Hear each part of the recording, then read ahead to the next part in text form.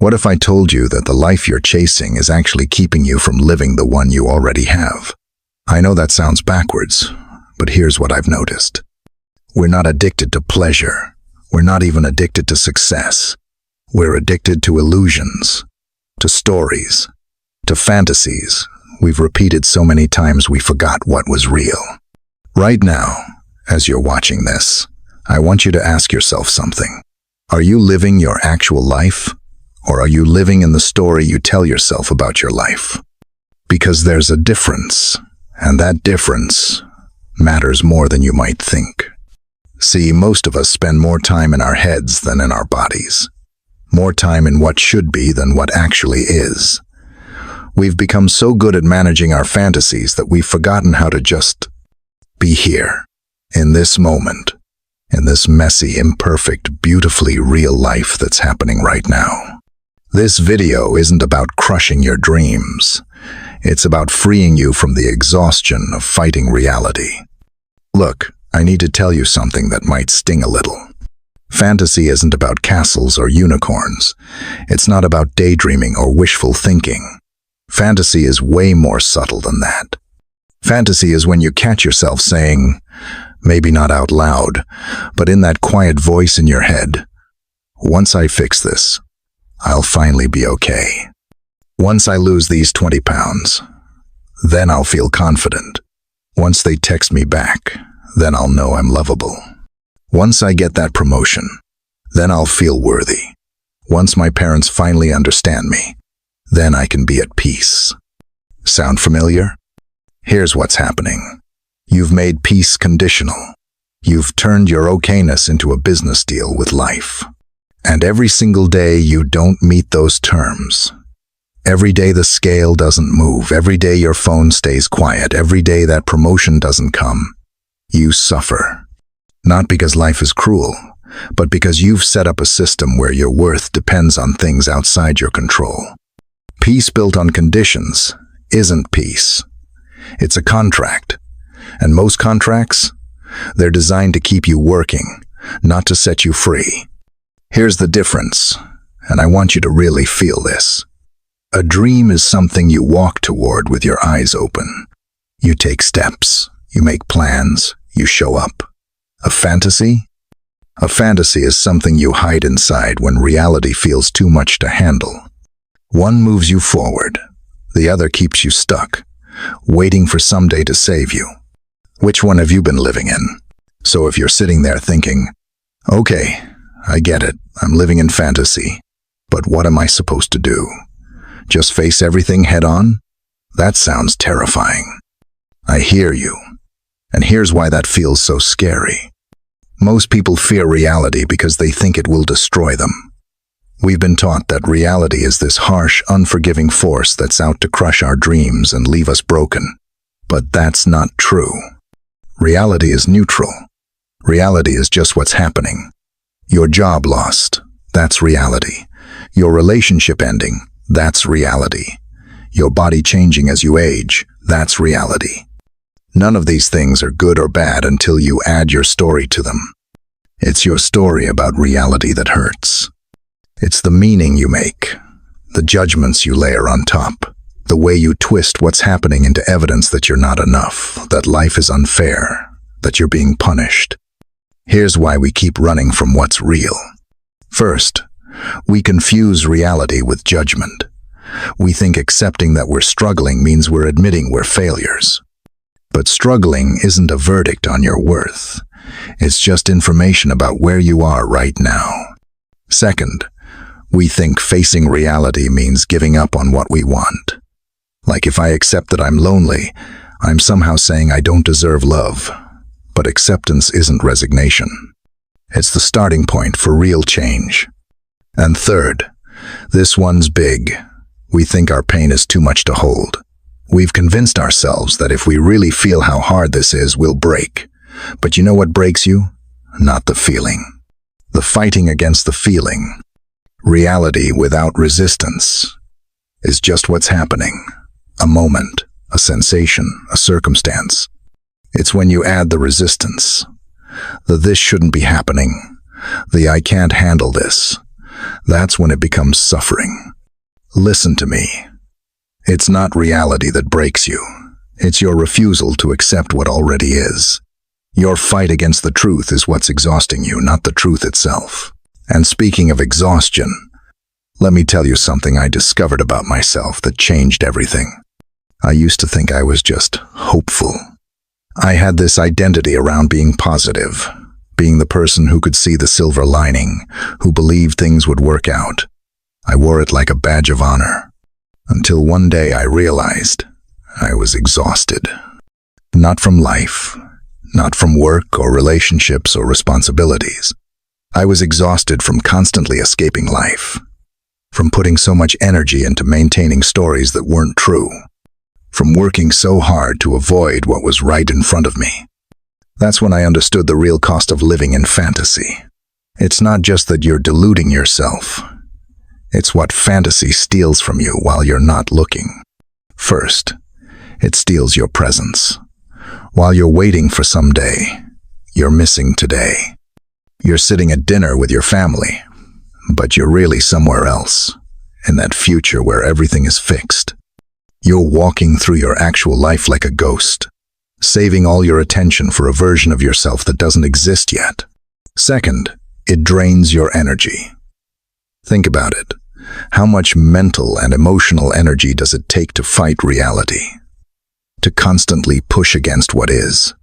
To maintain the story that things should be different than they are? You're literally fighting a war you cannot win, and it's using up all the energy you could be putting toward actually changing what can be changed. Third, it stops your growth. You can't heal what you won't face. You can't grow from experiences you're pretending aren't happening. Every moment you spend in denial is a moment you're not learning, not adapting, not becoming stronger. You stay stuck because you're not working with your actual life. You're working with the fantasy version. And here's the one that hit me hardest. Fantasy steals connection. Because no one can love the version of you that isn't really here. When you're hiding in fantasy, you're not bringing your real self to your relationships. You're bringing this polished, hopeful, everything's fine version. And people can feel it.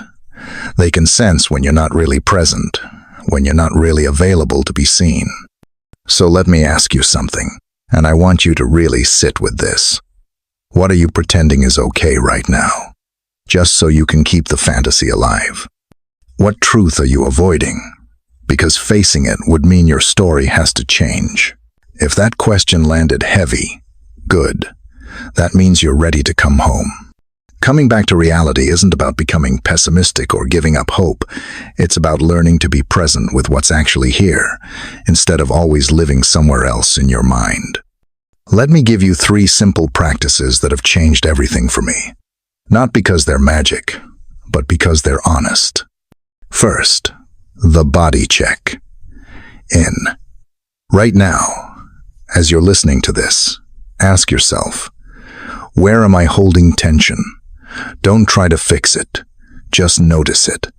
Your shoulders, your jaw, your stomach, your body never lies. It's always telling you the truth about what you're actually experiencing, underneath all the stories. When you feel that tightness, that's your body saying, we're fighting something. What are you fighting? Second, fact versus story. This one will save your life if you let it. When something happens that triggers you, stop and ask, what actually happened versus what I'm making it mean? They didn't text back. That's the fact. The story is, they don't care about me. Or, I said something wrong. Or, I'm not important to them. See the difference? Facts you can work with. Stories will drive you crazy. Third, the presence drop. This is my favorite because it's so simple. Whenever you catch yourself spinning in fantasy or fighting reality, just pause. Take one breath. Listen for one sound around you. Feel one sensation in your body. That's it. You're not trying to solve anything or fix anything. You're just dropping back into this moment, this reality, this life that's actually happening. Here's what I need you to understand. You don't have to love reality to live in it. I'm not asking you to be grateful for everything, or to pretend that hard things aren't hard. But you do have to stop making reality your enemy. You have to stop treating what's happening like it's wrong just because it's not what you wanted. Reality is like gravity. It doesn't ask you to like it. It doesn't need your approval or your understanding. It just asks you to respect it, to work with it instead of against it, to build your life on what's actually solid, not on what you wish was true. When you stop fighting gravity, you can finally learn to fly. And that's when something incredible happens. That's when you discover where real power actually comes from. Let me tell you about the moment everything changed for me. I had been holding on to a relationship that was clearly over for almost 2 years. 2 years of hoping, of trying to fix it, of telling myself that if I just loved harder, if I just gave more, if I just waited long enough, somehow it would come back to life. I was terrified that if I accepted it was over, I would collapse. I thought acceptance meant defeat. I thought it meant giving up on love itself. But when I finally accepted the truth I had been avoiding for years, that this relationship was over, I didn't collapse. I rose. Because I stopped waiting for fantasy to save me. I stopped pouring all my energy into a story that wasn't true. And suddenly, I had all this power back. Power I'd been giving away to something that was never going to change. Here's what most people get wrong about acceptance. They think it's the same as resignation. But it's not. Resignation says, nothing will change. This is just how it is. I give up.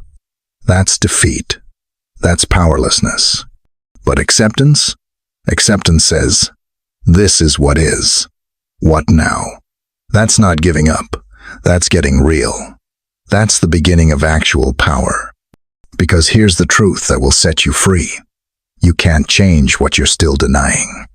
You can't heal what you won't feel. You can't solve problems you won't admit exist. You can't build a real life on a foundation of lies, even if they're pretty lies, even if they make you feel better temporarily. Real power doesn't come from controlling outcomes. It doesn't come from making reality bend to your will. Real power comes from working with what is. From saying, okay, this is where I actually am. This is what I actually have to work with. Now what's possible from here? When you accept what's true, you stop wasting energy on what's not. You stop fighting battles you can never win. You stop trying to change the unchangeable.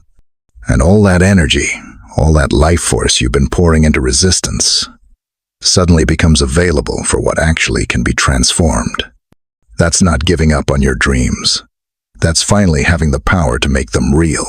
But here's where this gets really beautiful, and I want you to feel this shift with me.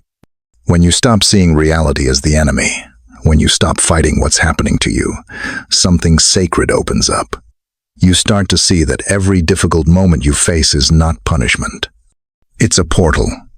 Think about the hardest thing you're going through right now. I know it hurts.